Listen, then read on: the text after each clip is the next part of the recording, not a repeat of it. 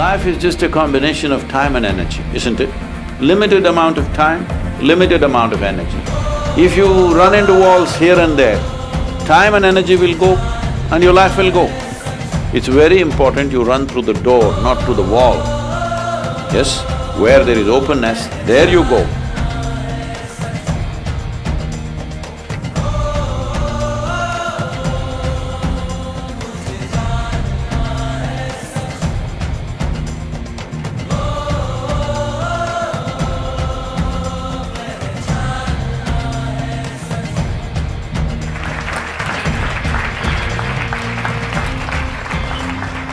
Good evening. Hey, I said good evening. Good evening. Okay. Please. So today, can everyone hear me? Cool.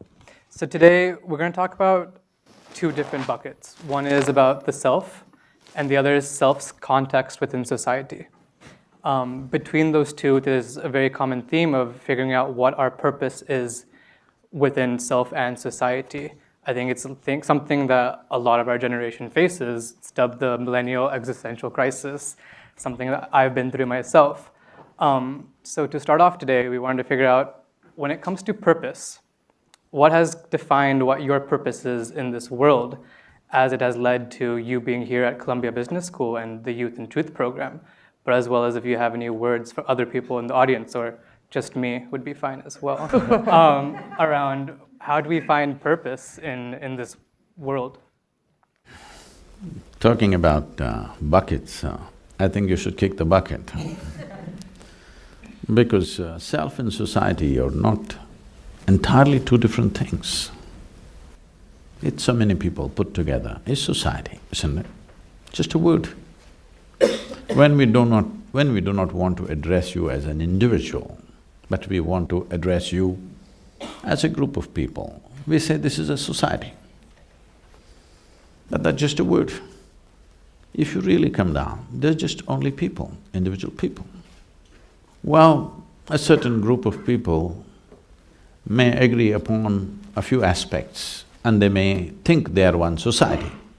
But if you further go down, people are just people, individuals are just individuals. You can't really merge them and say these are all one kind. There's no such thing. Maybe there are a few things that they agree upon, which makes them into various kinds of society. If you're a secret society, maybe there are more things that you agree upon.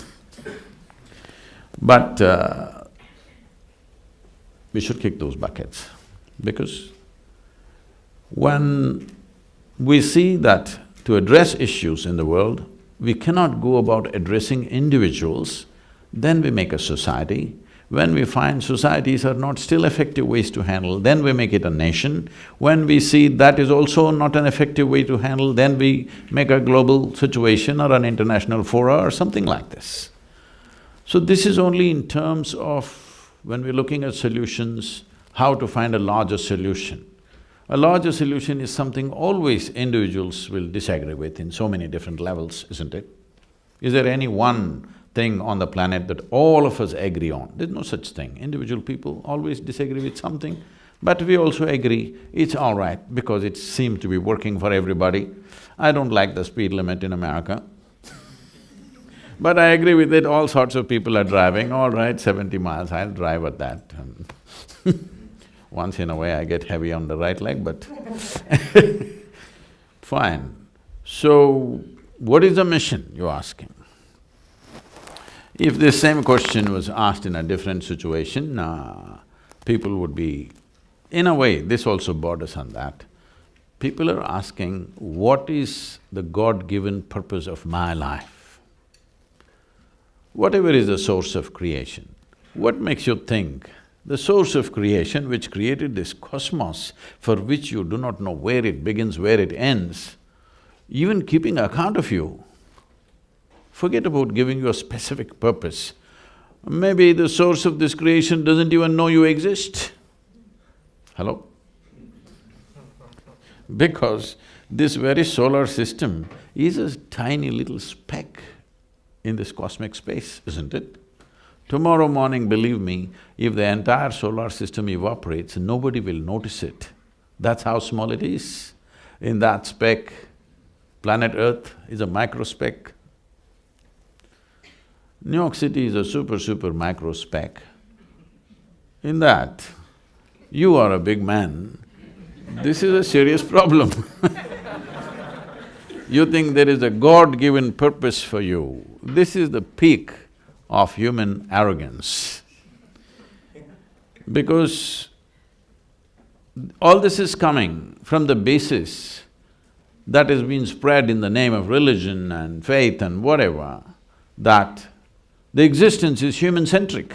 Existence is not human-centric. We're just one more creature, which happened recently according to the evolutionary sciences. Yes? Even today, if you do not know this, if all the worms on the planet disappear today, in 12 to 18 months, all life will cease on this planet. If all the insects disappear, somewhere between 4.5 to 6 years, all life will cease on this planet. But if all the human beings disappear, the world will flourish, planet will flourish, all right? So, this sense of self-assumed significance that people have brought to themselves has made us walk with absolute insensitivity on this planet. Absolutely insensitive to every other life because we think everything is here to serve us. Ask an ant, does it want to serve you? Hello? Go sit on an anthill and check whether it wants to serve you. It doesn't want to serve you. It doesn't matter what kind of books you write for yourself, ants don't believe it.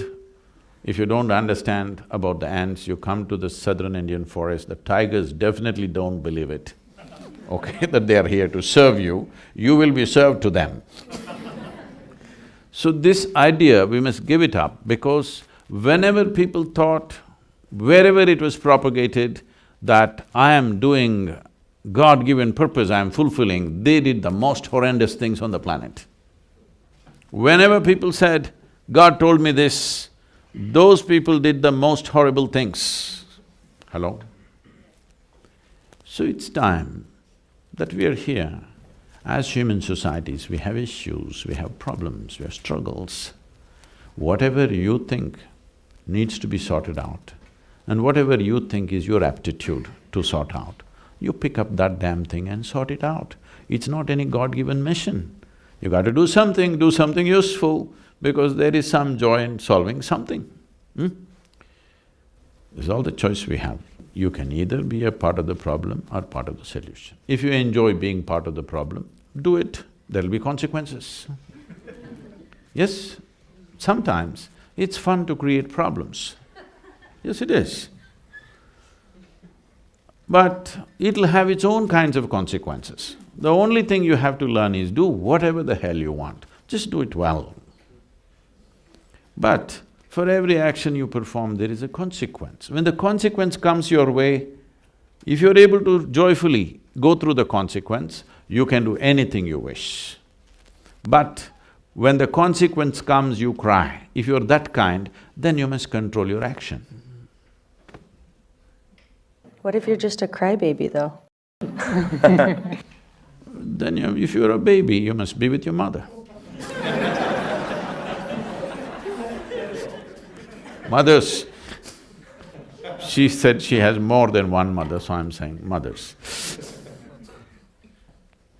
So on the note of purpose, one thing that I think that I'm constantly chasing is, and I would say I don't know when I've reached it, is the pursuit of happiness. I think everyone in this room, at some point, maybe now you're asking yourself, or if ask yourself, like, have you reached your pursuit of happiness, and kind of understanding why it can be elusive? For me, happiness stems, like, I think of my family, because they're such a critical piece to my love and happiness, but oftentimes I feel like I lose sight of it when I'm in this room, when I'm at Columbia Business School, when I'm at work, because I'm trying to get to that next level, ultimately to help my family. But how do we keep track of what's most important, and that purpose for me being my family and the pursuit of happiness? Say your You're of Mexican origin. Family may mean a different thing to you. Ask Alex, family means crime.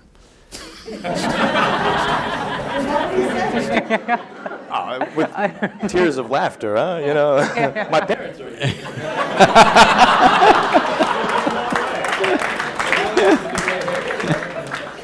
No, when a few decades ago, when the Italians said family, it meant crime, all right? So, family is the smallest unit of a society. But if you get overly identified with it, you will become a crime. You must understand this. All the crime on this planet, all the human crimes that we commit, only human beings commit crimes, nobody else does. What you call as evil, what you call as genocide, I'm going to the extreme words, what you call as prejudice, everything has come because of limited identifications that each one of us hold. This is my family, this is my race, this is my religion, this is my nation. It is from this all the terrible things happen on the planet, isn't it? People who are doing this, they believe at that moment they're just doing the right thing. This is what identity does to you. You need to understand the very structure of human intelligence. There are different dimensions of intelligence. Unfortunately, today in our education systems, we are exploring only one, which is the intellect. If I ask you a simple question, please you must answer this, because I'm going to bless you at the end of the answer. Would you want your intellect to be sharp or blunt? Sure. Blunt. Because only if it's sharp, it works well, because it's a cutting instrument. Yes? It can only dissect. Now if you're using this intellect to do everything, to cut, it's okay. If you want to also stitch with it, you will be in tatters. Is that the reason why all the trousers are going into tatters? Essentially, a cutting instrument, if you try to use it on everything, it can cause a lot of misery. Right now, please see, for most of you, even though you're from Brookville, nobody ever stabbed you with a dagger. Not yet. They ignored you. So, I'm asking, how much physical suffering has actually come from outside? Almost nothing. Rest is all in self-help. If you sit by yourself, why? Because we gave you a sharp intellect.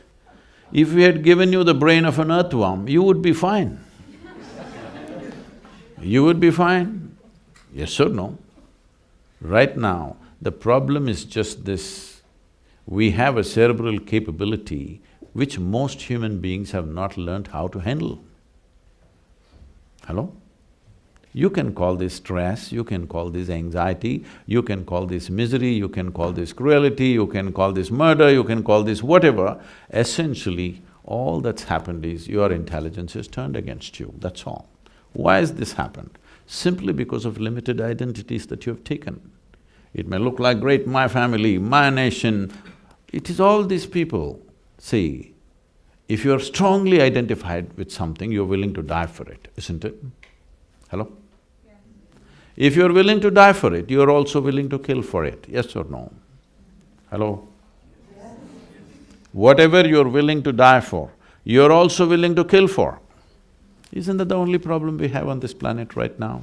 Everybody is willing to die for something, and everybody is willing to kill for something. It could be family, it could be nation, it could be race, religion, whatever. Is it not time that you upgrade your way of how you identify yourself? With what do you identify yourself? There was a tradition in traditional education in India. Before a child starts education, we believed that, even now, we do this to some extent, from 0 to 12 years of age, no any kind of learning. Just a child should play well, eat well, sleep well, because our intent is the brain should grow to a reasonable size before we load it with something. It's a sensible thing. No, today they want to do speed learning at the age of 3. Some people are saying when the mother is pregnant, how to teach the child mathematics. So till 12 years of age, we don't want to teach the child anything except to eat well, to play well, to sleep. Because these 3 things will decide how your body and your brain grows. So before we start education process, there is a thing called fixing the identity of the child. So one mantra that they will start chanting is Aham Brahmasmi. This means, my identity is cosmic, not even global. My identification is not with my family, not with my father and mother, not with my nation, not with my religion, but my identity is with the cosmos. See, if your identity is not with any limited thing, if you walked into this room, you actually have no problem with anybody, just like that. You may get into trouble later, that's a different matter. In transactions, friction can happen, but the moment I walk into the room, just looking at your face, I'm having problems. This is a different level of problem, isn't it? Hello? If I am identified with my nation or religion or race or whatever, the moment I step into this room, I already have a problem. Before I meet you, before I really have a chance to have trouble with you. When transactions begin, frictions can happen. That's a different matter. But just by looking at your face, I'm having trouble. This is because we are identified with something very limited. And the nature of your intellect is such, please look at this very carefully. Anything that you identify with, your intellect will strive very hard to protect that identity, always. And your intellect is like a knife, it cuts. Whether you physically pull out a knife and stab somebody, or you poke people with your intellect, it could equally hurt, isn't it so? Hello? Huh? Yes. Can you hurt somebody with your thought, your emotion, your idea, with your words and whatever else? Just the way you look at them, you can hurt them. So intellect is essentially a cutting instrument, a sharp instrument, because you said you want it sharp. I hope you kept it sharp. It's important to keep it sharp, otherwise it doesn't work. So, the moment you identify with something, your intellect is striving to protect that identity. Young people, it's very important that if you cannot imagine a cosmic identity, at least a global identity is a must for you. Otherwise, you being empowered by education, you are the source of future disasters. Yes, see, I want you to understand this. Why is it? Why is it all the cutting-edge technology first goes into military use? National identity, isn't it? Yes or no? The most powerful tools in the world are all designed how to eliminate you one day. So our brains are working to protect our identity all the time. Well, I don't want to get into any political stuff, but the wall may be a more clear manifestation, a more blatant manifestation of that, but essentially it's limited identity, isn't it? Why is it that I wouldn't like to kill my child, but if you are walking on the street to get $10 out of your pocket, I will slash you? Why? Because you're not mine, isn't it? Yes or no? My identity is only with this, not with that. So, one fundamental thing you must do, because all of you are in premier institutions getting empowered with education.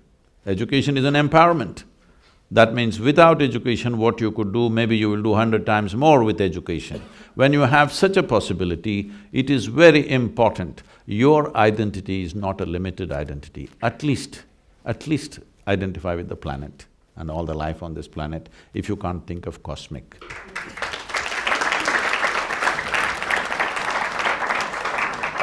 Thank you for that answer. That was really… I'm sorry, I was referring to the Italians, just…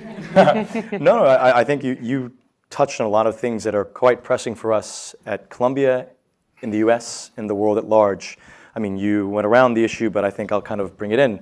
Politics. In America, we're more and more divided than before and quite polarized. For me, this is something that troubles me as someone in this community that has some less than popular opinions sometimes. I'm conscious of how I'm received because of people who are, quote, passionate of these identities that their intellects defend, to use your words. How can I, and others that share, I guess, my desire to bring people together in a divided world, divided community, even a divided street, how can we kind of be individual actors to get people to focus on everything you just said, what we have in common, and not what sets us apart? See, to find solutions for any problems or any situations, because many people think it's not a problem, all right? So, to address any situation, first of all, we must face the situation as it is. Now you're saying it is getting more and more divided. I don't think so. I think it's always was divided. You may not face it. Well, many of us face it, I face it. Every time I come to the immigration, the way they talk to me, why? Why? Just looking at my face, you should see the way they address me. Does that make you angry? No. When somebody acts stupid, why will I get angry?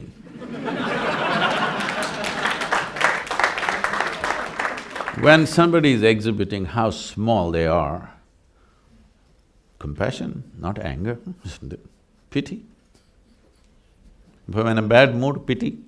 If I'm in a good mood, compassion. Anger is not the thing because you're just showing how small a egg you are. You're still an egg, you are not hatched, that's all I'm saying. So, you must understand, very deep-rooted divides have always existed in this society. You don't want to face it. You've been glossing over it for a long time. You can't… I'm sure you're not naive enough to believe in just 2.5 years of your celebrity president, suddenly country has become divided? Come on, it always was divided. Now the language has reached the top. Yes or no? Yes. It's just that the language is coming to the surface. I think it's better come to the surface than just boil inside forever. At least let everybody face it, this is what we are. Hello? You must face it. I'll tell you, I come to the immigration, I follow all the rules, I have a global entry, all right? I come. After I pass the immigration, because constantly I'm in all kinds of bright lights, so these fluorescent lights kind of irritate me, so I wear my shades. After I've crossed the immigration, when I come to the baggage, do you know what? This not happened once, this happened a few times. They asked me to come and take off my glasses. I said, why? They said, you want to come to my office? I'm saying, what the hell are you trying to enforce on me?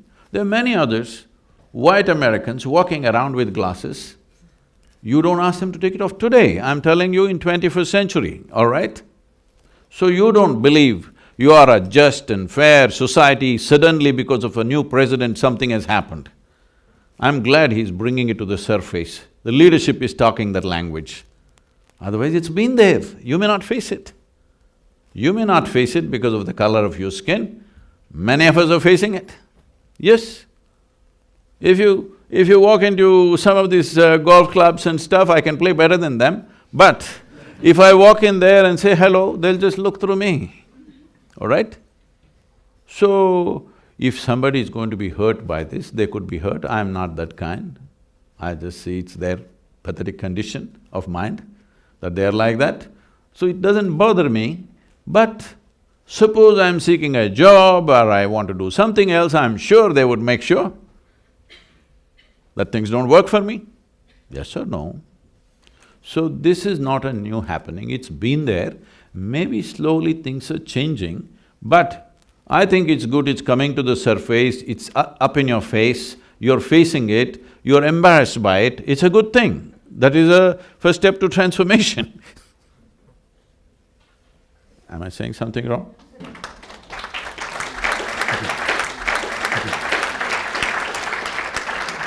first step to transformation is now it's out in the world.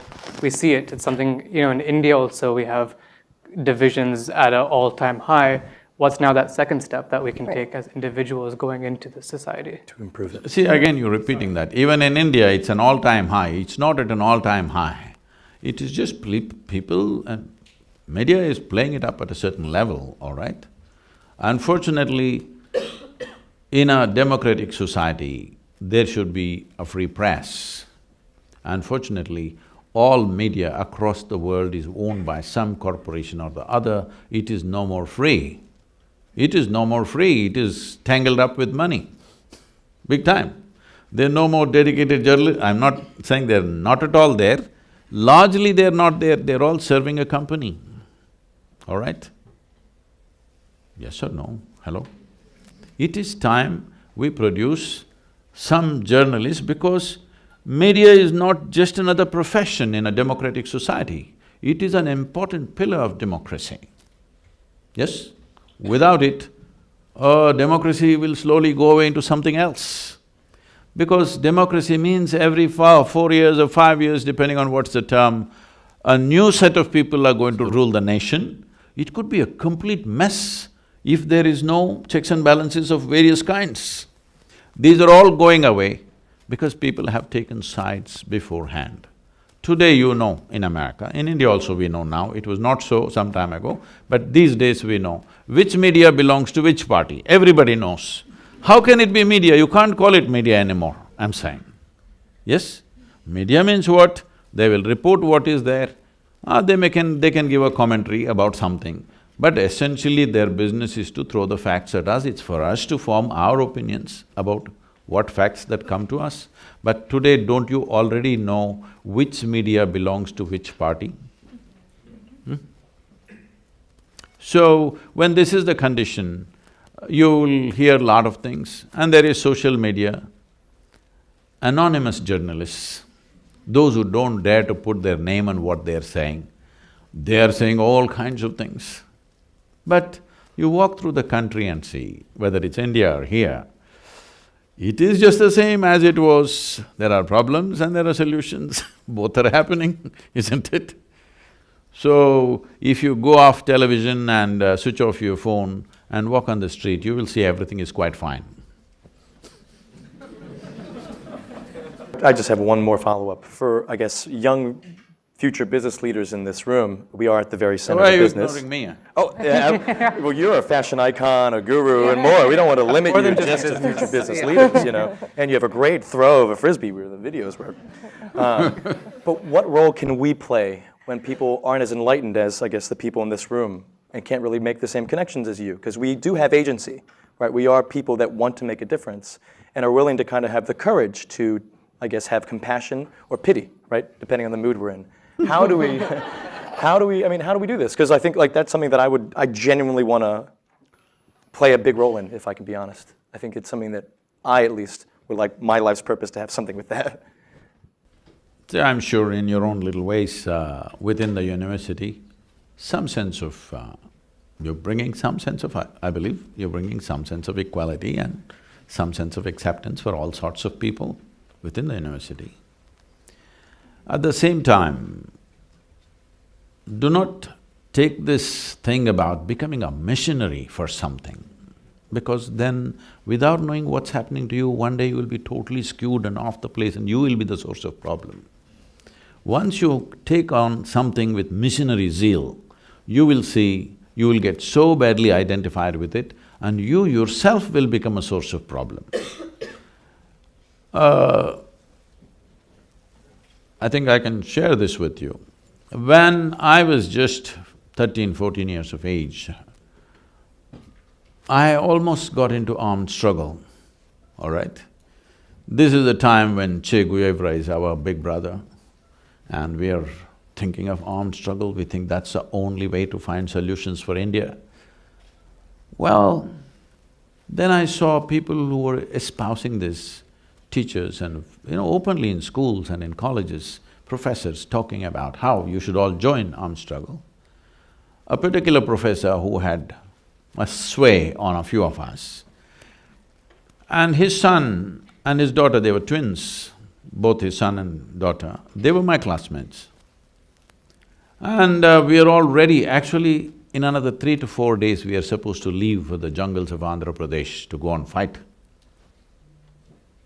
Then I asked this fellow, his name was Ajay, I said, hey, so we're all going, what are we taking?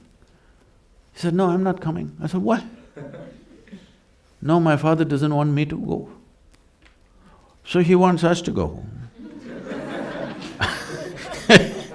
He doesn't want his son to go. Then I sat back and thought, what is this about? I thought, we are all in the revolution. Hey, you were revolution. I thought we are all in the revolution and suddenly, okay, the girl is not going because only the boys were going, all right, but at least this boy is supposed to go, he's just my age in my class. But no, father is saying, no, you cannot go because you can't die there. These idiots must die. And actually, I stepped back. I participated in various mildly bordering on revolution, sticking posters and doing this and that, giving that kind of stuff, writing very strong what we thought was justice, but actually when I look back and see, so juvenile and unjust by itself. At that time it looked like this is justice. One thing we must understand, the moment we speak about justice, I know this is a delicate thing to speak in America, but I want you to look at this with absolute openness. The moment we speak about justice, unknowingly we will talk about revenge. Slowly we will just slip into that. So, is justice needed? Absolutely. But I'm saying the moment you start talking about it, it's like freedom. The moment you say freedom, you'll start doing freaky things. Because freedom is a consequence. So is justice. Justice is a consequence of a mature society. Justice is not a cause that you take up, because the moment you take it up as a cause, then you will see divisions will happen. You versus me will happen. Once you versus me happens even for the right reasons, all the wrong things will happen, isn't it? Suppose in the name of justice, these two segments of this student body gets divided, even if it's for the right reason, the result will be all the wrong things, isn't it? Hello? So it's very important we understand what is the cause and what is the consequence. Injustice is a consequence of an immature society. Injustice is a consequence of a limited identities people have taken in so many different ways. If you do not take that and try to bring justice, all you will create is a full-on fight. And when a fight happens, there'll be no justice of any kind. All that'll happen is pain and destruction for all sorts of people. But when you're in that mode, because I know this, because I was so fired up for those few years, I thought I'll go. Two of my friends went. One, I don't know where he disappeared.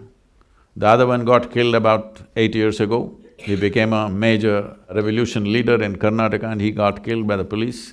And when his family informed me about this, this boy was so dear to me. He was just 1 year younger to me. Why I'm saying this is, the moment you speak about consequence as a source, you're creating trouble unknowingly. You will create more damage than solution. See, right now, why does injustice happen? Why will I be unjust to you? Simply because my identity and my commitment to well-being is about myself and maybe my family, or maybe my community, not for you. It's already set. It's only a question of time. When you and me come in touch, this prejudice will find expression, but it is set in my heart, isn't it so?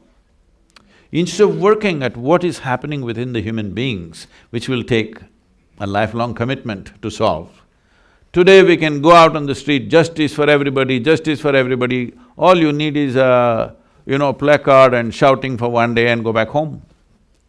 So always we will pick up consequences as a cause. Don't do that. Don't talk about freedom, talk about responsibility. If we live responsibly, we will have a free society, isn't it? If we talk about freedom, we will do freaky things. I come from that era where next to revolution was freedom, okay? We grew up in 60s. Freedom, freedom, freedom, all that happened is, by the time I became 35, at least 12 to 13 of my very close friends all died, either on motorcycles or because of overdoses. Yes, because freedom. So, freedom, justice, equality, these are all consequences of evolving a human being to a certain level of maturity. If you are not willing to do that work on individual level, that each human being here evolves to that level of maturity, if that you're not willing to do, these things will only cause more trouble.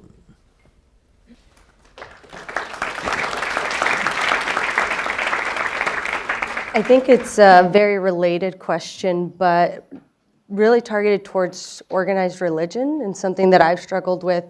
So I understand, the pursuit of freedom, justice, but oftentimes what I've struggled with in regards to religion, I grew up Catholic, I'm Catholic, is its view and limited acceptance of the LGBT community. And the fact that I am LGBTQ and trying to understand how I fit in, and oftentimes I was not accepted. It depended on, how progressive a church was. But how do you see religion playing a role in the justice, in being more tolerable, compassionate towards people from different sexualities? A bishop went to the mental asylum, not as a patient but to give a talk. So they gathered people like this. He spoke. Nobody was listening to what he was saying, they were all busy with their own things. But there was just one guy in the front row who without batting an eyelid was listening and drinking up every word that he was talking. Nobody else, not a single person was listening except this one guy. After an hour-long speech, the moment the talk was over, that guy got up, went there, like there is a dean in the hall, there was a medical professional there. He went to him, said something to him and then left. So the bishop was very eager to know what that guy said, because nobody else was listening, he was the only guy listening. So bishop inquired with the doctor, what did that guy say? He was listening to me very keenly. So the doctor said, he just asked, why am I in and why is he out?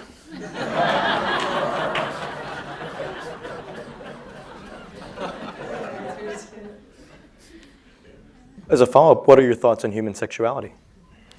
Oh, I didn't think about it, but I was born out of it. I'm a consequence. Someone had fun. But I think, so one thing that you've mentioned previously is that sexuality shouldn't be promoted. I think that was in one of your talks, and so I'm curious, I assumed, and again, this is my assumption, that when you mentioned that, I almost felt as though, don't publicize your gayness, or don't publicize your non-gayness, and so I'm trying to understand why you said that you're thinking around it. I thought this is one aspect of life which doesn't need publicity, anyway people will go for it, doesn't need any marketing, I said. Hello? If you want to sell a drink, you have to market it. If you make a movie, you have to market it. If you write a book, you have to market it. Sexuality does not need marketing. Hello? It's been on for a million years without any marketing, all right? So I said, why are you publicizing it? Everybody will do what they have to do. What individual people do with their bodies is their business, it's not of public debate.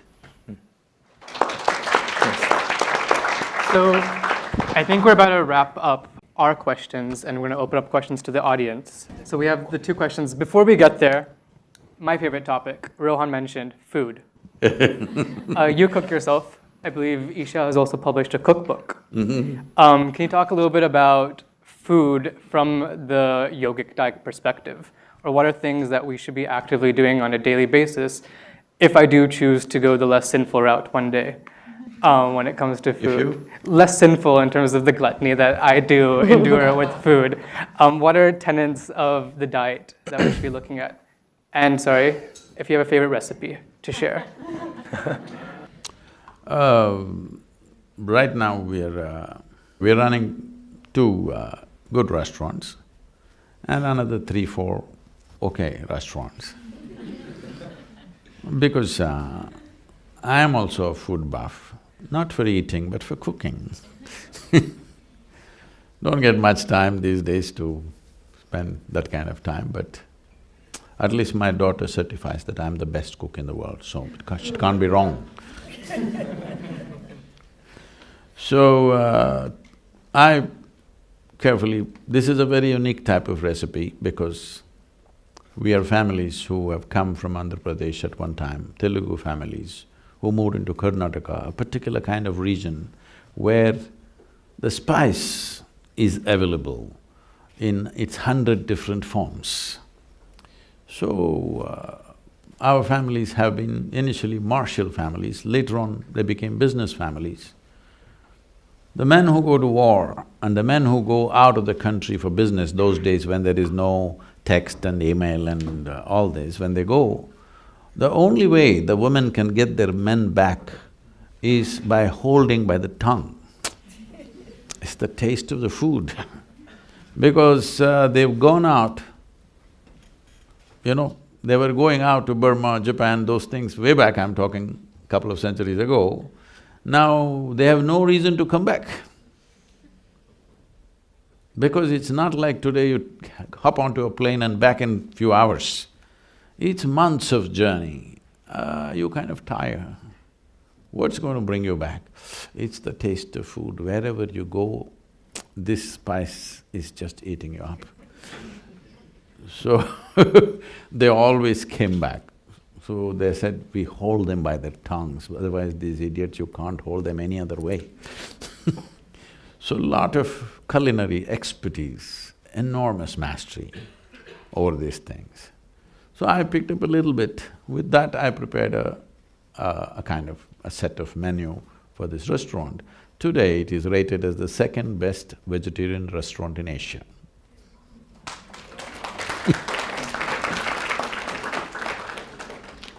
So if you happen to be in Chennai or Hyderabad, you must go and eat there.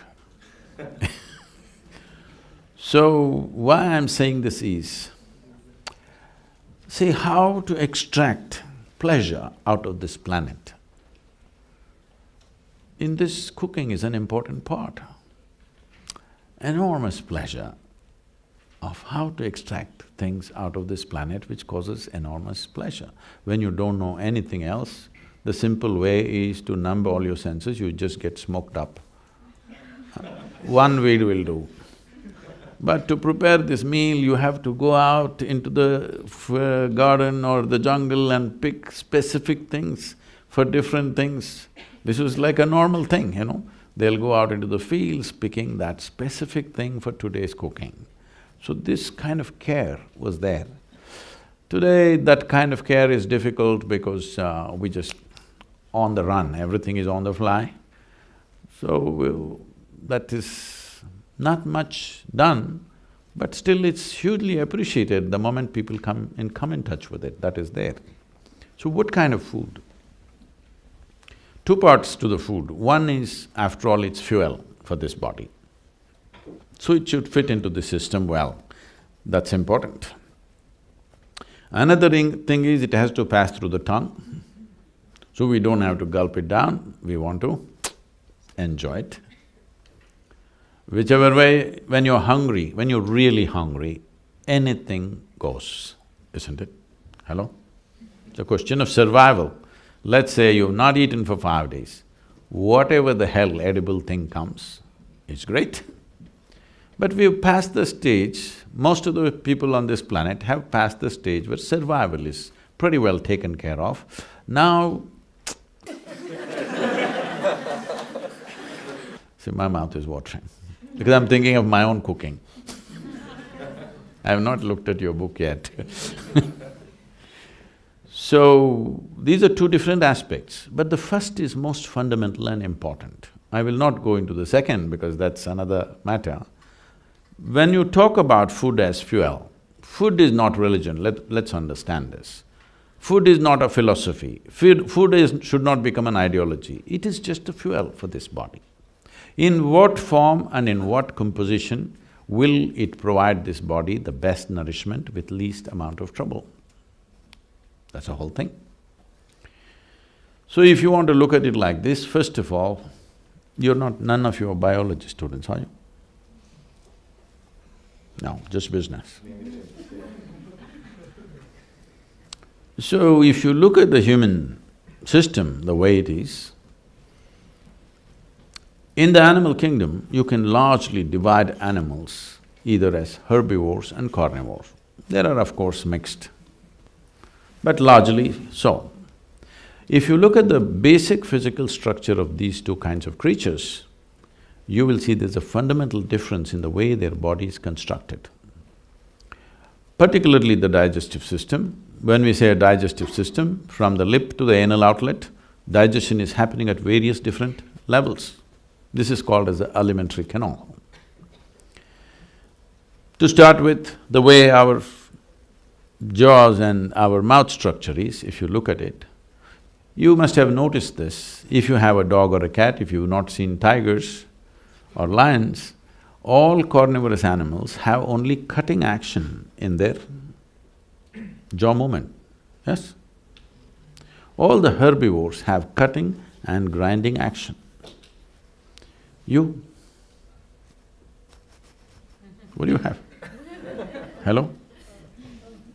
You have both cutting and grinding action. Why is this so?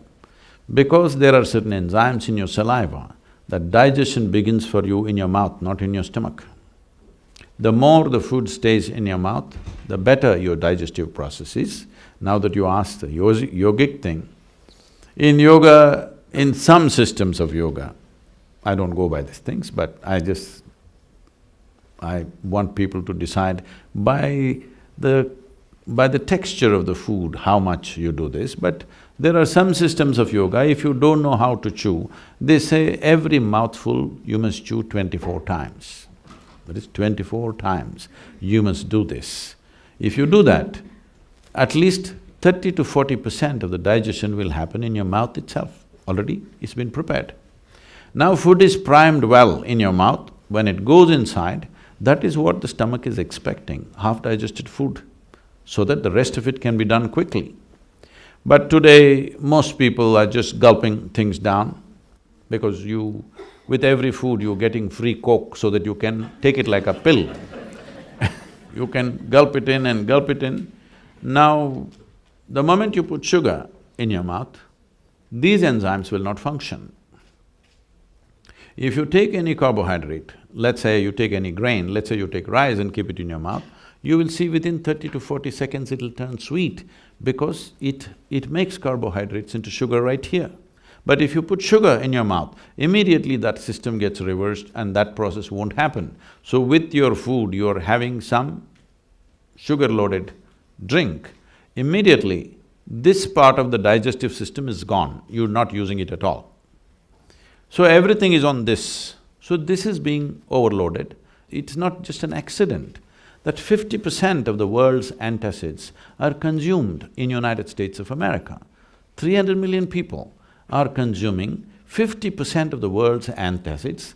This is a statement on the food that you're eating. 100%, isn't it? It's a clear statement that obviously you're completely eating the wrong kind of food. If you look at the length of the alimentary canal, even if you look at the incisors, molars, the way the carnivorous animals and the herbivores are made, your structure is all herbivore. If you look at the length of the alimentary canal in all the carnivorous animals, it could be anywhere between 3 to 4 times the length of the body of that animal. In all the herbivores, it's 5 to 6 times the length of their body. If you look at your own alimentary canal, it is anywhere between 24 to 30 feet. This means it is 5 to 6 times the length of your body. Why this is so is, if you eat any vegetable matter, let's go little slowly, if you eat, let's say, raw meat, it will take anywhere between 70 to 74 hours for it to go through your system. If you eat cooked meat, if you cook it well and eat, you are doing rare, all right, that's a different matter. If you cook it well and eat it, then it will take anywhere between 50 to 54 to 56 hours to go through the system. If you cook the vegetables and eat it will take anywhere between 20 to 30 hours to go through the system, depending on the type of vegetable and how much fiber and other things. If you eat a raw vegetable, it will take anywhere between 12 to 15 hours to go through the system.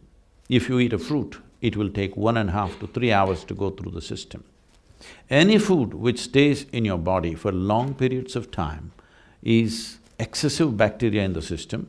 You spend a lot of energy just to fight them down.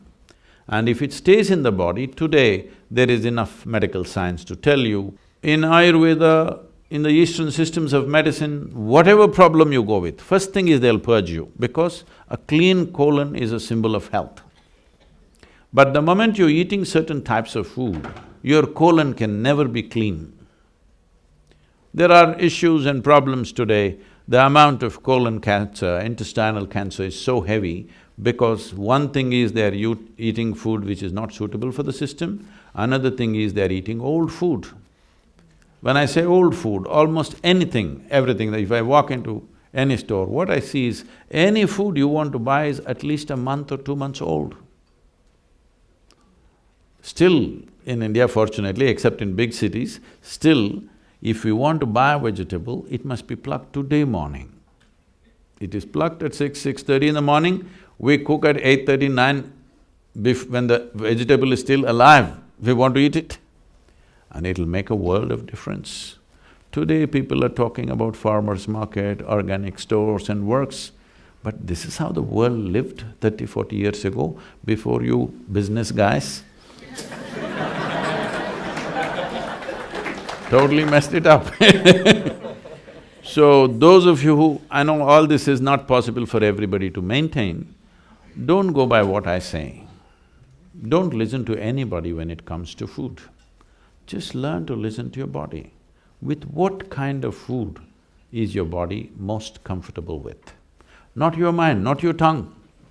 Your body should feel very comfortable. If your body is comfortable, one thing is, it'll bring down sleep quota. If your lethargy goes down, if your sleep goes down, your agility goes up, your alertness goes up, this means the body is happy. The body is happy with the food that you're consuming.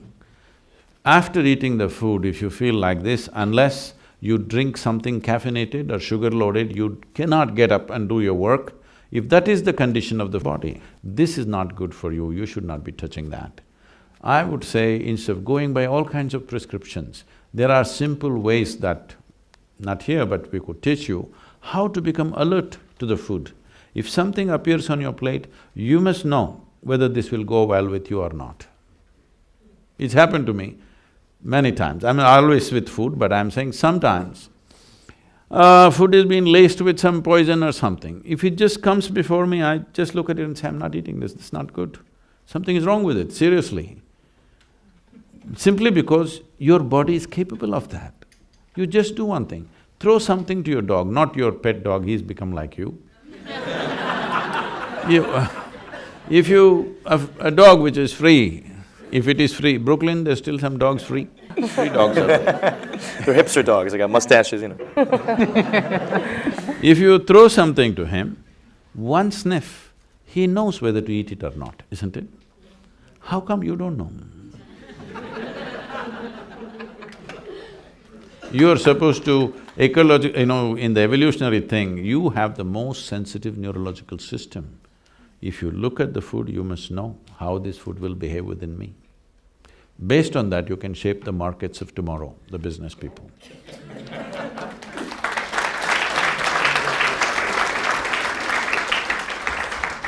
So on the note of what we're consuming and putting in our bodies, one of the things that I'd like to know the truth about is the increase in addiction.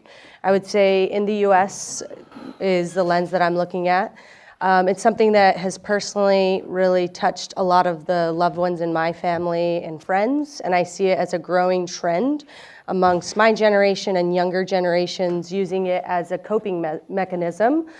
Why do you think people are doing this, looking to drugs to solve their problems, and what is an organic way for them to solve that?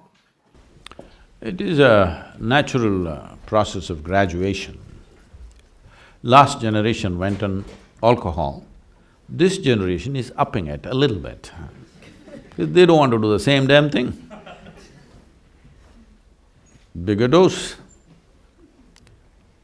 There was a time when alcohol was illegal in this country, you know. It went wild, bootlegging, you know, we're from Tennessee, our center is in Tennessee. So, bootlegging or moonshining, whatever you want to call it. So it went out of control. Then the government decided it's better to put a tax on alcohol and make money, which they did. Now they decided it's better to tax marijuana and make money. Believe me, watch my words, another 25 years cocaine will be legal. Why not, I'm asking. I was… in India also there are students campaigning, why can't we make marijuana legal?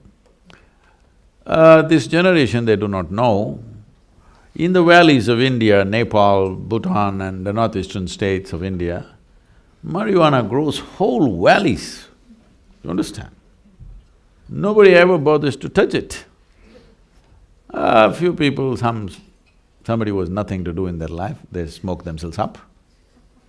Rest will not touch it because it's all over the place, all over. I've trekked extensively in Himalayas. Just we're walking through hash, this high, chest high. Simply you have to walk through the hash plants. If you just do that, it'll stick to your hand, you can roll it up and you can smoke. Yes. Oh, some of you are looking dreamy, oh, this is the place to go. But now we are suddenly making this into a big thing. They were asking me, why can't we make marijuana legal in India? I said, it was never illegal till American government insisted on destroying all the hemp crops in 1960s, because hemp was a very important textile in India. But in 1960s, they insisted from America because they couldn't make out the difference. Though hemp and marijuana are same species, they are of a different kind. Hemp grows up to 15 feet, marijuana grows just about 5 to 6 feet tall. They're different, but same species. They said, no, you have to destroy it, because they thought it's all coming from the hemp farms. Hemp was hugely cultivated, but they burned down all the hemp farms. So all the marijuana moved to Afghanistan. So, they were asking me, why can't we make it legal? We can. Right now the term, I don't know what terms you use, it's called smoked up. You're using the same terms? Hi. In India it's smoked up. Smoke is just cigarette. Smoked up is the weed.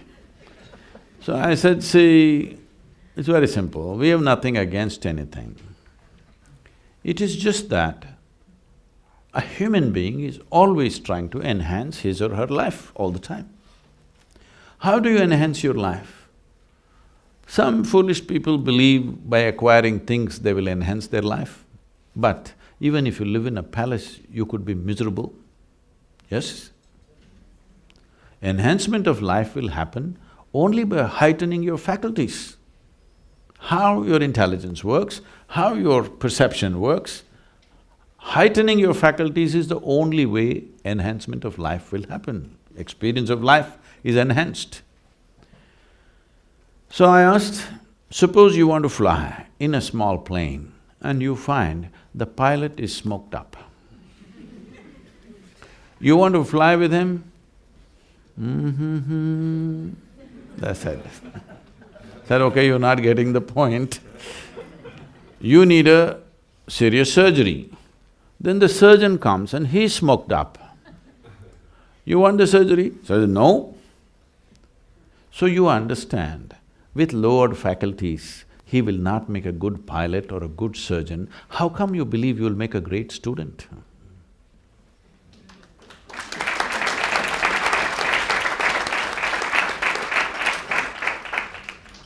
Changing gears slightly, I have a question submitted by the prolific Anonymous.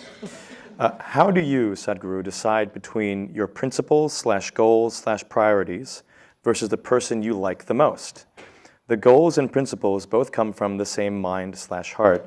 And I will note, Anonymous used the word like, but we can also use love in there too. But I guess the question is, how do you reconcile your own goals and principles versus the person you like or love?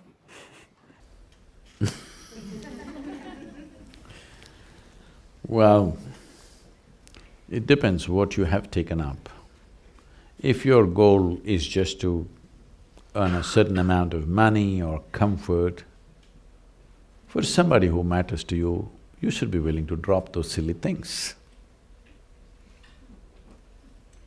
But if your goals are such that it is not about your comfort, it is not about your money, it is not about anything, but it's a larger goal for the well-being of the people, then you don't have to take a decision. Decisions will happen. They will just happen. You don't have to decide.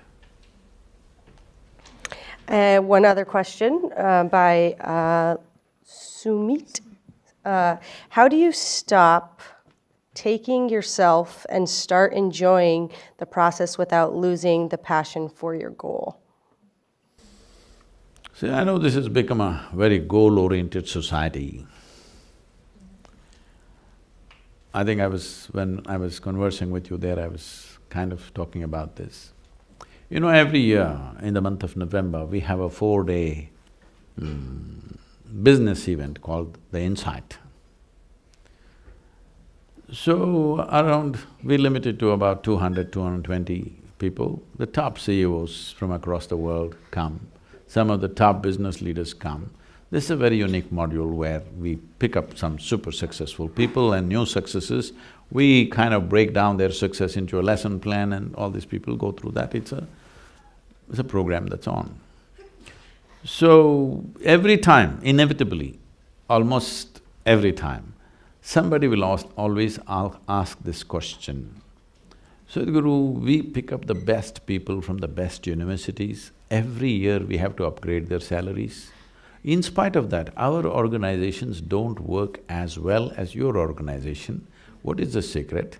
And we can see you did not pick them up from the best universities, and above all, you don't pay them anything. They're all volunteers. But everything seems to be working better. You must come and see how our events work and how the yoga center works. All volunteers. That means nobody's trained for the job. They just have enormous enthusiasm. They're not trained for the job, they're not qualified. And you can't fire them for inefficiency because they're volunteers. How to fire them?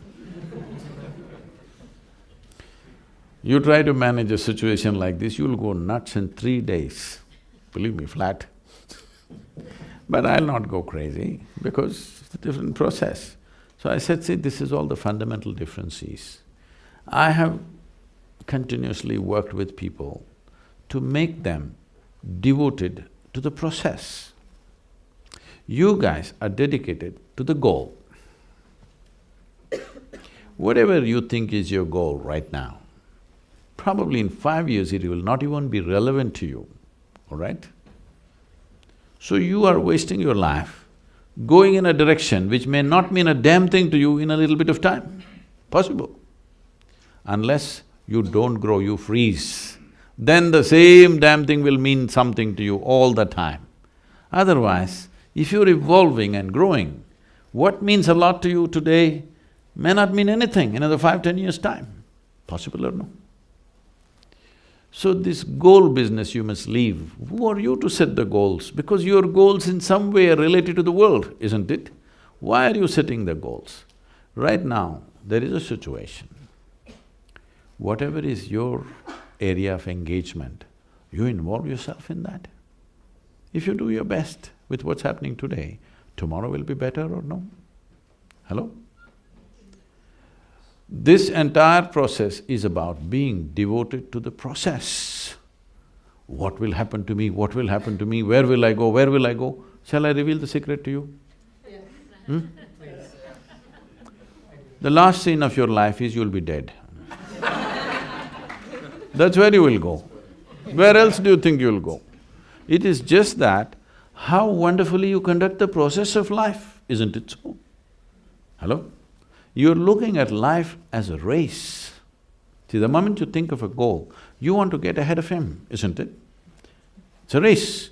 If you look at life as a race, you must get to the finish line first. This is not a race. Who told you this is a race? Do you want to get to the finish line before everybody else? No. Life is in its process and its detail, isn't it? How deeply you're engaged with the details of today will determine the quality of what we create tomorrow. Yes? If you do not engage yourself with the process of today, if you succeed in your goal, you will be miserable. If you do not succeed, of course, you will be miserable. Just see, this is something that I'm constantly speaking to business leaders around the world. See, one thing most business leaders are proving to the world is that success is a painful thing. Success is a terrible thing.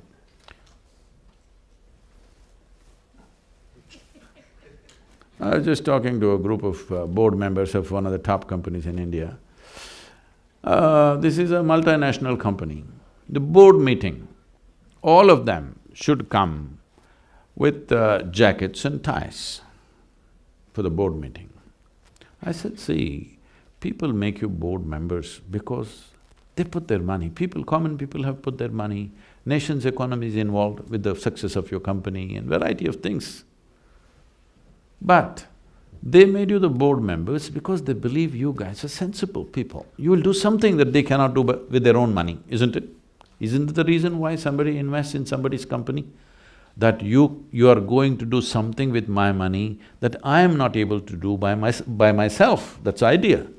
But you guys come with a jacket and tie in 40 degrees centigrade. I don't think you got any sense in you. Oh. This is your mindset. What kind of decisions are you taking? See, in 40 degrees centigrade, you have a necktie. Should you not display sense in every aspect of your life? Can you be just sensible in one thing, rest of it you can do in a stupid way? Is it possible? If you're sensible, the very way you walk, you conduct yourself, everything you will conduct yourself sensibly, isn't it? So this is very important. This is because we become goal-oriented. No, you must become process-oriented. If you are devoted to the process, goal will happen. In India, this is a big question, everywhere we go, the last question will be, Sadhguru, that's okay, but Indian team, how can we beat Pakistan? Cricket team. I say, don't bloody try to beat Pakistan, for that there is Indian army. If you want to win the cricket game, don't beat Pakistan, bloody hit the ball. Hello? Yes or no? You hit the ball. If you hit the ball well, you may win. I want to beat Pakistan, of course you're going to make a fool of yourself. So, we want to get to the goal without handling the process. Life does not work like that. If you want flowers in your garden, you don't have to buy perfume and go and spray to the roots. You throw filth at the roots, flowers will come, isn't it? Isn't this a process?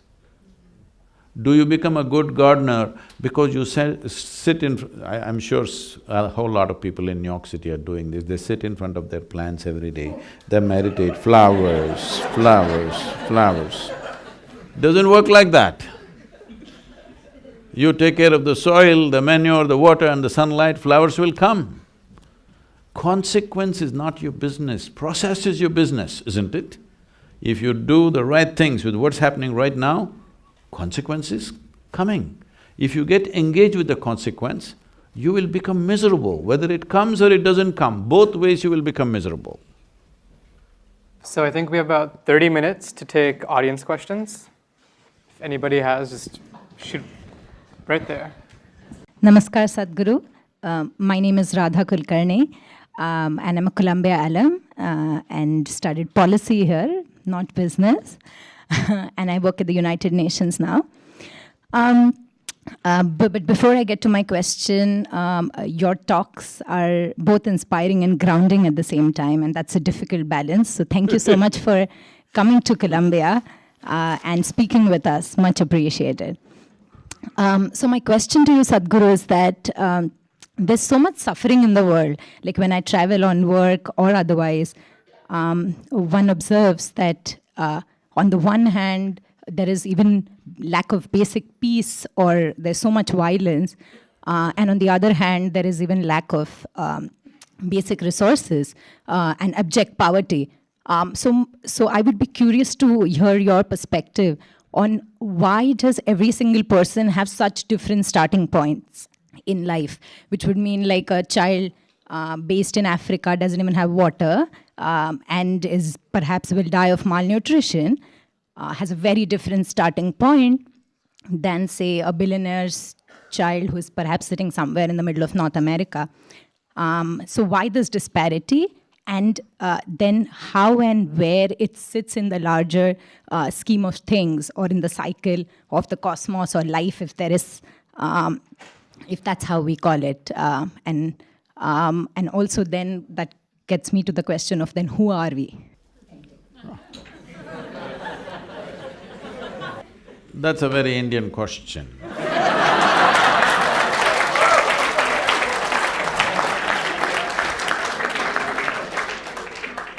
You must know, I must tell you this because you're also working at the UN. We were trekking in Tibet about 3 years ago. Every year we trek there. 3 years ago when I was going, there was people from over 40 countries trekking with me. So, one Indian person who lives in United States stood up to ask a question, and the question went on for over 8 minutes. You've been very brief. So the question was going on, and all this international audience, their heads were spinning because they're not grasping the question. Then I said, please relax, this is an Indian question. Because we have practiced asking questions for over 10,000–12,000 years. This is a nation where even when so-called divine entities came, they could not give us any commandments because all we had was questions.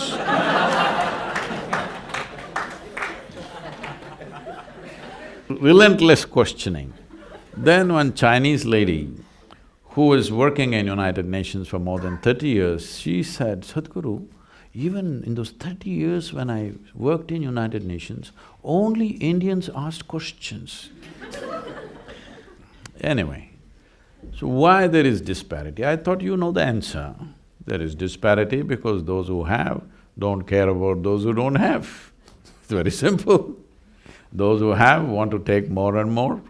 Those who don't have, just don't have. There are various aspects. It found expression in many different ways, started with imperialism, and even now we're always seeing, every nation is seeing how we can take the maximum resource from everywhere else, isn't it? So, we know the source of the problem. What is the solution? The question. So, solution-wise, see, in 2016, they are telling me, some studies say that in 2016 we produced enough food for 18.6 billion people. But we were only 7.1 billion people on that day. But still, 35% of the planet is malnourished. You were talking, you know the statistics better than me, you're in the United Nations. when we are producing 3 times more food than we actually need for the population, still 1/3 of the population is starving. Millions of children die of malnourishment all over, not just in Africa, even in India. India has the highest malnourished population right now. You know, it's an evolutionary process. You know Charles Darwin? He told you that you were all monkeys, not me, okay? He told you were all monkeys and you became human. And today, the genetic scientists are saying that the difference between you and a chimpanzee in terms of DNA is only 1.23%. 1.23% is not much of a difference, isn't it? Huh? Hello? Not much of a difference, isn't it? So physiologically, that's how close we are to a chimpanzee. But in terms of our intelligence and awareness, we are worlds apart from a chimpanzee. Right now, largely, the first question started with that, largely our identities are still biological. If you say my race, it's biology. If you say my family, it's biology, isn't it? Largely, human identities are still biological. When you're biological, you're set within a small boundary. And when you're biological, your instinct of self-preservation is at its highest. In your intelligence or in your brain structure, there is something called as a reptilian brain, which is approximately the size of your fist here. So that is still working like a reptile, fixing boundaries all the time and trying to protect that boundary, which finds expression in so many different ways. But there's another dimension of intelligence, which is the cerebral cortex, which makes you a human being today, which thinks and struggles with these issues. If you were a tiger, you wouldn't care that, you know, a goat's child is hungry, you wouldn't care because after all it's your food, all right? But once you become a human being, you actually don't care, but still one part of you which makes you human makes you struggle. You need to empower that. As a humanity, we need to empower that your instinct of self-preservation must go down and the longing to expand, which is always there within us. See, today it is finding expression as ambition, conquest, or maybe simply shopping. What is this all about? You want to be something more than what you are right now, isn't it? Yes? Now the question is, if you become something more today, tomorrow are you fully settled? No, you want to be something more and something more and something more. So you seem to be going towards some kind of goal in installments. I'm asking you right now, how much more will settle you for good? What do you think? How much more? Suppose I make you the queen of this planet. Will you be fulfilled? I'm asking. I'm asking you. Don't look at me hopefully. I will not commit such a blunder. I will not commit such a blunder, but I'm asking you, suppose we put a throne on the North Pole and made you sit there, the queen of the planet, would you be fulfilled? No. You will look at the stars, you will look at the galaxies. This is the nature of the human being, because there is something in this human being that doesn't like boundaries, wants to expand limitlessly. But right now the consciousness is constipated. You know what's constipation? That means things happen little by little. You want to expand, but you want to do it in small measure, as if you're going to live here for 1,000,000 years. So you have to move, every human being, all these business students, you must move from your personal ambition to a larger vision. Ambition means constipated expression of growth. Vision means seamless expression of growth. This must happen to you. How much should you grow? You should not determine this. You must gas yourself fully, make yourself competent, enhance your competence, let's see how far it goes. Yes? Let us see how far it goes. Why should you fix the limit? Because whatever limits and whatever goals you set are just an exaggeration of what little you know today, isn't it so? Huh? Yes or no? Today what little you know, you are exaggerating it and thinking this is ambition. No, this is constipation. I know being in the university, now you passed out, being in the United Nations, you have much knowledge about many things. But all your knowledge, even if you have studied the libraries on this planet, all your knowledge is a minuscule compared to what this cosmic space is, isn't it? If you identify with this minuscule knowledge that you have, you will become a minuscule. Because you're such a minuscule, endlessly you will feel insecure about anything and everything that's happening to you. See, he lives in Brooklyn, still nobody stabbed him. What are you insecure about? In yoga, we have another system. We call this the intelligence of ignorance. We always identify with our ignorance because our knowledge is so small. Our ignorance is boundless. Yes or no? Huh? What we do not know is boundless, isn't it? What we know is so little. So you identify with what you do not know, then your life will expand rapidly. Your intelligence will stay alert through your life.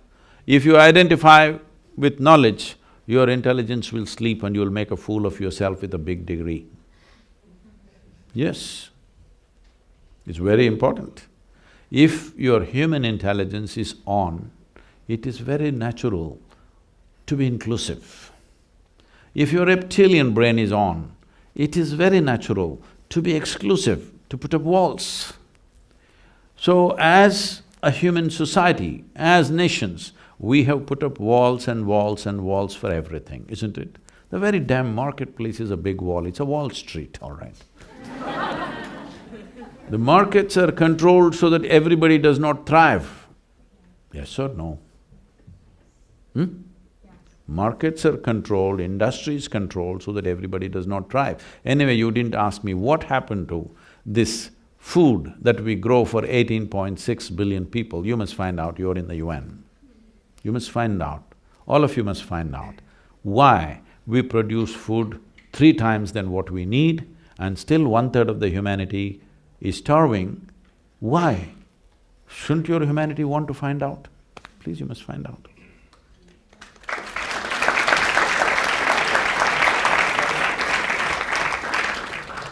Thank you so much for having this event. My name is Prem. I'm a sophomore studying history. And my question is about this idea of a cosmic or global identity. I think it's no secret that many of us here, no matter where we came from before this, we now have a certain level of privilege for being at a place like Columbia. And I think I'm confused as to whether this notion of a global or cosmic identity almost is predicated on a sense of privilege, and that certain people in this world don't necessarily have the privilege of being able to look beyond their most immediate surroundings, whether it's because of discrimination, racism, sexism, and so on. So how can we as people that maybe do have more privilege leverage that to make that global identity mean something more than just us talking about it here? This happened in Columbia University. 2 young ladies met. One of them said, "I will not marry till I turn 30. Another said, "Well, I'm married, but I will never turn 30.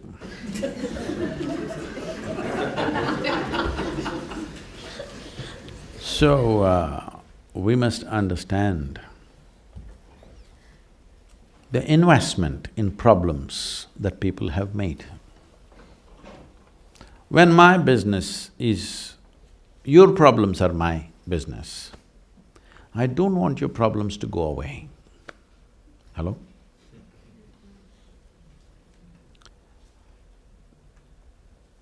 Yesterday something came up, these 2 were there. This came up because Yesterday morning I read something terrible happening somewhere in some part of the world. People keep sending me, though I'm not in the UN, all the terrible things that happen. Before it comes to the news media, it comes to me in so many different ways. So, I was at the Economic Forum at Davos and there's a big thing going on about Sudan. American celebrities posing with this starved-out child, photographs and everywhere, and compassion and stuff. I appreciate the intention, I'm not against it. Everybody has to do it in their own way, I'm not against that. But in the same video, they were showing all these militants taking automatic weapons and death everywhere, massive, large-scale rape, and simply, if you're a man, you'll die, if you're a woman, you get raped, all right? It's almost like that. That's southern Sudan was like that some time ago, now it's coming to some kind of sense. So these guys are just shooting, dozens of them, simply shooting in the sky. So I said, see, these guys are not shooting at somebody, they're shooting in the sky. That means they have limitless supply of armaments, all right? You can't take away the guns from them, but the bullets, they seem to have. The gun that they're using, I know what they're using, I know what caliber it is. There are just 8 companies which are making these bullets, armaments. 6 of them are in United States. All you have to do is, I'll give you the address. You just lock down this. In about 6 months' time, when they run out of bullets, at least they have to hack people. The number of people killed will go down at least. Once they don't have bullets, other people will know how to deal with them. Yes or no? I'm saying, when my trouble is your business, will you give it up? So, as young people who are going into the business world, don't think you have to go there as a victim of what is existing right now. I'm not trying to blame everybody, this is how we've shaped it, all of us are responsible for this. Till now, this is how we've done business. It is time to change it. And last 20 years, everybody… there are lots of commentary in social media, why is he always with corporate leaders, oh, he's become corrupt, he's moving with this person, that person. Because I see today, if you want to change the world, not just business world, if you want to change the world, how we do business has to change. It is not the success of military, it is not the success of politics which makes a nation, it is the success of business which makes a nation. So how are we conducting our business is important. If you don't transform the business leaders, how the hell are you going to change anything? When I was at the Economic Forum, somebody important there asked me, Sadhguru, if we have to do one thing for you to transform this world, what is it? I said, just give me 25 people for 5 days. I will change the world in the next 2 to 3 years. They asked, who are these 25 people? I named the top 25 leaders of the top 25 nations in the world. I said, see, normally with ordinary people, 2.5 days is enough to transform them. But these are politicians, so 5 days, I'm just taking insurance. 5 days you give them to me, if the way they think and feel about everything around them, even if there's a 10% change in the way that they are looking at the world, if they become 10% little more inclusive, the world will change dramatically, believe me. The food that we made for 18.6 billion people, one thing is we don't have to exploit the planet so badly to feed 7 billion people. And on that, 1/3 of them are hungry. This can be solved if these 25 people make up their mind. Yes or no? Hello? So it is very important. Today you're sitting here in the university as a student, but tomorrow you are part of a larger company. Well, when you join up, you may not be able to decide how to run this company. But don't become a victim and give up, this is all the choice you have. In India always when it's say yoga, we always use lotus flower as a symbolism. Why lotus flower is, this is true with every flower, but particularly with lotus, is the more stinky the slush is, the more fragrant and beautiful the lotus flower becomes. So we always use this, that this is a way a yogi should be. When you see filth, you can become allergic to it and become an ascetic if you wish. Or when you see filth, you say, everywhere filth, let me also become filth. Lot of people become this. Or another way is, you transform the filth into your flower. This choice you have, wherever you are, whatever role you play, you have this choice. You are always a part of the solution, not a part of the problem. This one thing you do, depending upon your competence, let's see how far you go.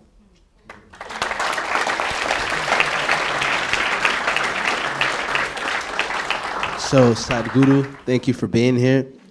What advice would you give someone with healing gifts, someone who can help people create miracles in their lives to grow in service to the world? See, miracle means like this. Everybody walks on the floor, you walk on the ceiling. Everybody swims in the water, but you walk upon the water. Please don't do these things. If you walk upon the water, where the hell will you swim? It's important. It's important that you don't do unreasonable things. Because if you do not recognize the miracle of your existence, right now see, we're sitting here.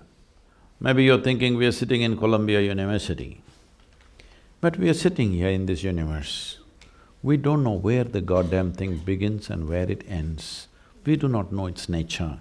And the damn planet is round and it's spinning. And we are sitting here and talking all this. Isn't it a miracle, I'm asking? Hello? Isn't it a miracle? So just pay attention, just tell me one thing that's not a miracle out here. What was yesterday's soil that you walk upon, today is a flower? What was yesterday's soil that you walk upon, today is the food on your plate? Yes? He agrees with me. Food, we're good. So, isn't this all a miracle? Hello? So there is no need for you to do something unreasonable. Miracles are just happening everywhere. Aren't they happening? Everywhere. You are a miracle, isn't it? Just somebody gave you 2 cells, see how you become. Isn't this a miracle? So, those who have no eyes for life, they're too engrossed within themselves, they think they will perform miracles. No. What is magical for one person? Suppose I pulled out something from my pocket, let's say 500 years ago, and started speaking to somebody in India. If I said, I am the messenger or the son or himself, would you believe or no? Hello? What is one person's magic is another person's engineering. So this is why we are talking about inner engineering, where you can live magically, which is very important. This is magic, isn't it? Hello? Isn't this life magical? Everything about this? But unfortunately, most human beings are not experiencing it.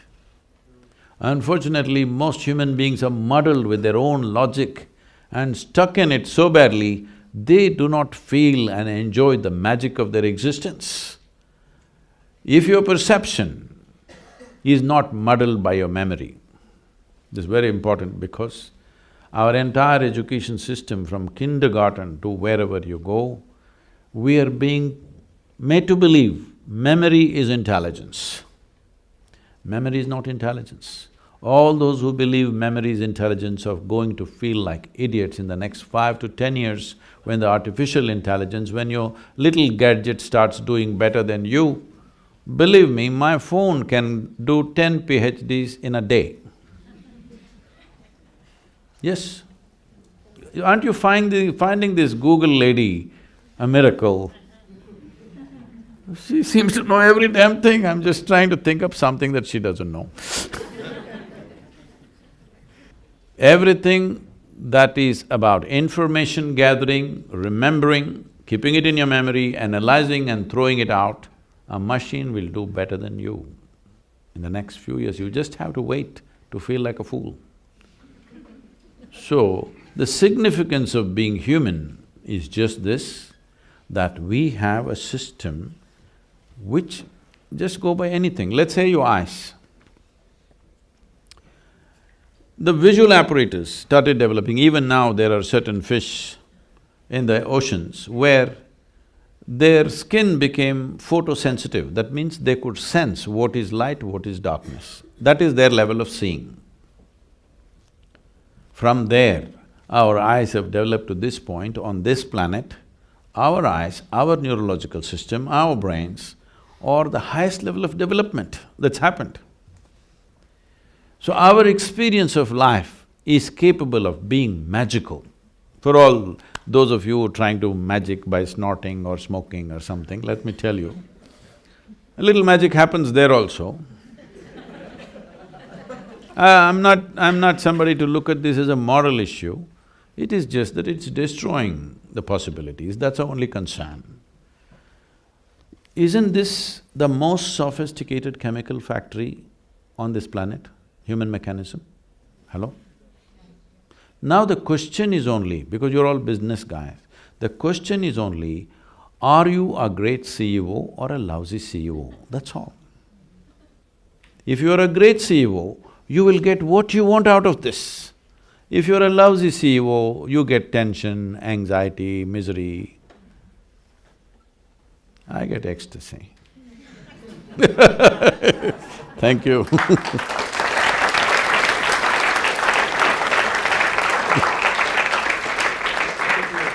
Hi Sadhguru, thank you for being here. My name is Matan, I'm a first-year MBA student. My question is actually also about identity. You've spoken about the need or kind of the benefit of detaching from a biological identity. And I'm curious, I think there's a lot of people in the room and this question kind of came up again and again. If somebody wants to kind of to act positively in society, there's an instinct to start from that biological community, from the people that you identify with biologically. And since you've spoken about that need to detach from that identity, where do you suggest, like, what's the alternative to starting from that biological community? And maybe I've understood you the wrong way, because I see you shaking your head. See, I did not ever say you should detach yourself from biological identity.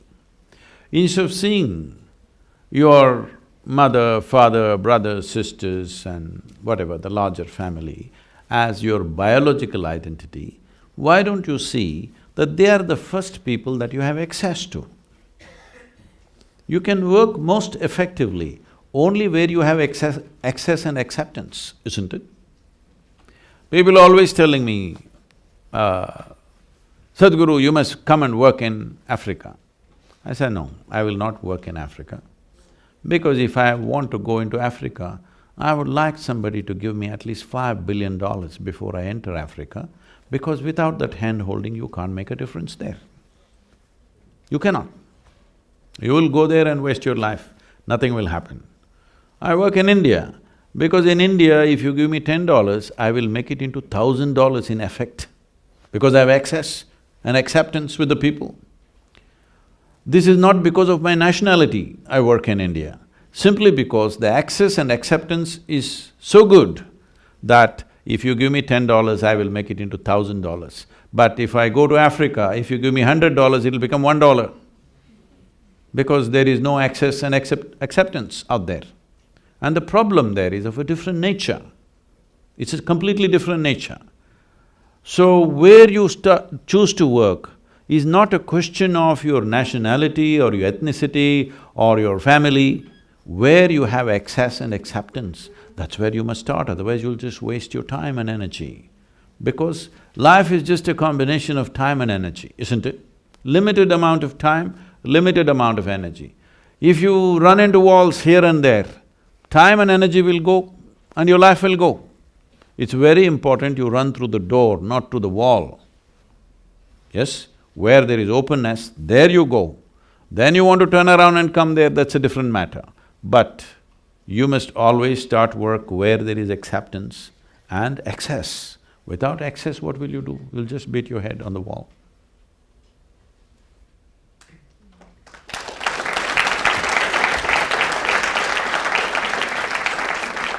And if you have a great idea, if you cannot even sell it to your family, you're not going to sell it to anybody.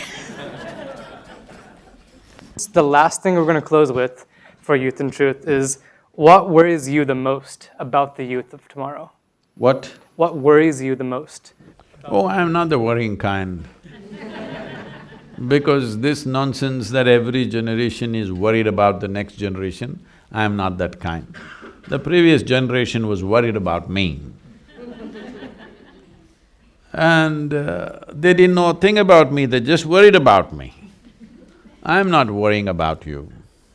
I'm not, because I know with all your madness, you'll figure out things as things go by.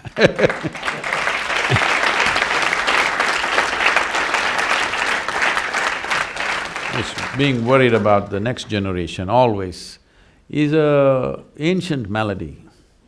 You must see what Socrates said about the next generation. He said they have no respect, they don't stand up when elders come, they're not thinking straight, they're going to ruins. Well, 2000, 3000 years ago, the guy is talking the same thing. Time to change that. I'm not worried about you, because I see for the first time in the history of humanity, this generation is empowered in ways that nobody had imagined possible, yes? Our survival is better organized than ever before. And if we want to change the world, no better time, because I want you to recognize this, because many great beings have come right from ancient times. In their own… every generation had their greats. But even if they raised their voice and spoke, hardly 25 people heard. Today, if you have something sensible to say, you can say it to the whole damn world. Do not underestimate that. So one thing you should do as business people and young people is clean up that space a little bit. All kinds of idiots are saying things loudly, sane things are not really getting across, yes? Because still social media, I feel, will mature. Probably in the next 5–10 years, people will know how to filter it. But there is a concern, because the way we are using these technologies against ourselves and against everybody else. When I say against, there are many things. They're telling me 70% of the data is pornography, and they're telling me on the internet, over 1.2 million children below 15 years of age are being sold for all kinds of filthy things. I think as a society, as human beings, when we start selling our children, that means we've hit the bottom. What do you think? Hello? We really hit the bottom, isn't it? So, these are things that young people can change. I'm just saying, how many in this campus? 5,000. 5,000 people. If 5,000 people meet and you're determined, you want to change the language and the direction of what's happening on the internet, believe me, you can do it. 5,000 people, if you get active, just do it. Let's make it happen.